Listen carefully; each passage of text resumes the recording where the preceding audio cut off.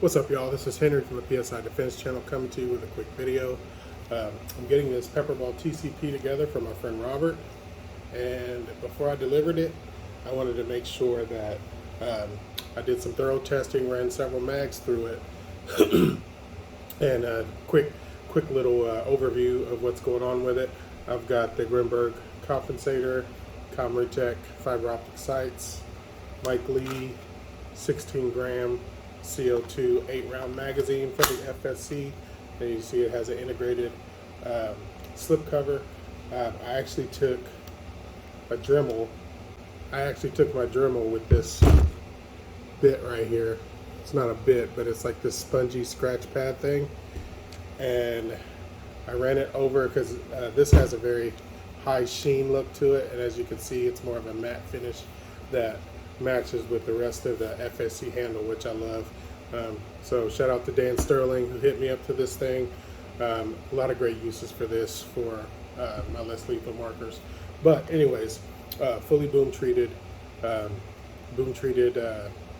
TCP barrel, and being that it has the TCP barrel, it is equipped with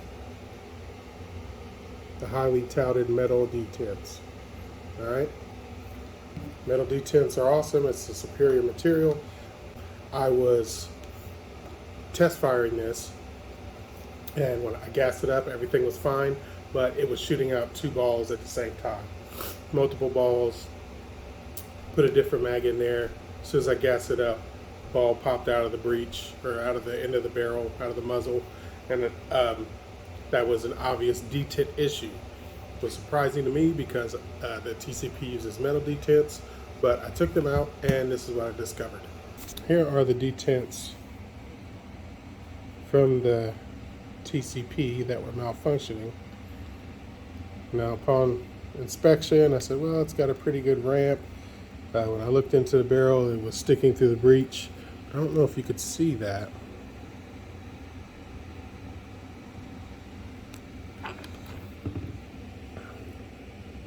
Kind of a discoloration there from wear. The bolt does go into the breech of these FSC TCP first strike based launchers. It goes all the way into the breech, and it's designed that way so it rubs up against these detents, and it rubs up against the rubber, plastic detents of all sorts. We've got I've got impact projectiles that are running through this quite a bit. So it's, I don't know if you can see, yeah, you can see a little bit of the wear. Here's a brand new detent.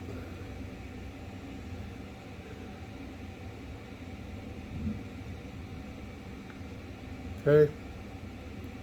See the wear right here where the balls stress the metal as the air is pushing it through the breech. But this is the tail of the tape right here. Can you see that? It's a significant difference. This is a new one. This is an old one. That ramp here is decreased over time. Now, Sterling told me that you can heat these up and bent them back in shape, which in a crunch, maybe that's what I would do. But I'm opting to just keep plenty detents on hand. I just ordered quite a bit of them, so that way they're not going to wear out very often. This very well could have been one of the used TCPs that I purchased. I got quite a few of them. I'm not exactly sure which one this is. Could have been prior law enforcement TCP.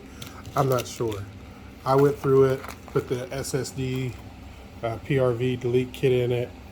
I cleaned the regulator, change out any suspect O-rings. So it's essentially a brand new gun operationally. But the one thing I didn't do was change the metal detents, because I assumed since they're metal, they're gonna last forever, right? Nothing lasts forever. Yeah, you can kind of see right there where it gets a little wear. Yep, nothing lasts forever, so TCP detents. Let me show you how to change these guys. All right, you don't even really need a tool But I'm just going to use this pick. You can actually do that with your finger. That's the outside. There's a lip right there.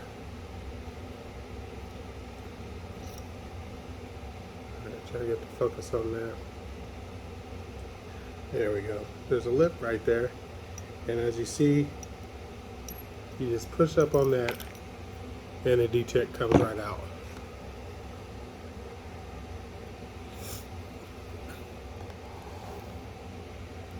Now when you reinstall it, we're going to put the end that's going to hold the ball inside of the breech, but that little tab needs to come outside.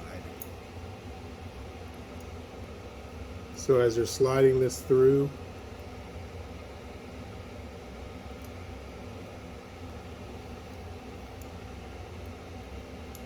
I just stick my finger on the detent so that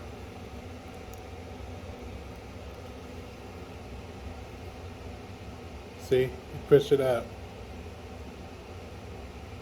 and it clicks into place. Not really clicks, but this little edge right here, you need to be on the outside. You don't need that to be inside your breech, because if it's not on the outside, then it won't function properly. And that's essentially how you do it. Just make sure that this little tab is not inside the breech, that it's on the outside ledge that they provide there, so that your detent can't go all the way in, but it can spring outwards. Alright, sorry about the terrible camera angles. Didn't want to get my tripod and aim all that stuff down, because I'm getting ready to meet Robert to deliver his brand new TCP. It's getting ready to thunderstorm outside, so I got to get going. But again, thank you guys for supporting the channel.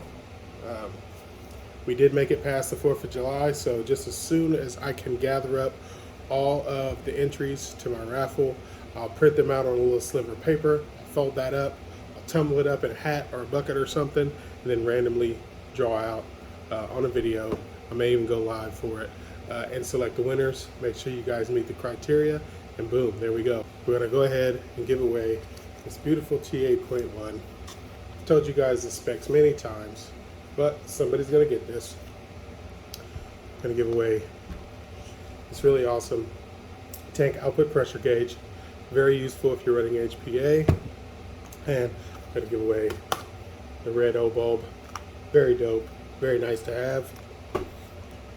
Thank you guys so much for supporting the channel. Thank you for all the subscriptions, all the comments. I started the PSI Defense channel for you guys, and you guys have made it what it is today. So just a little thank you from Henry from the PSI Defense channel. Remember, life is about people. Take care of yourselves and each other. Show some love today, y'all. Peace.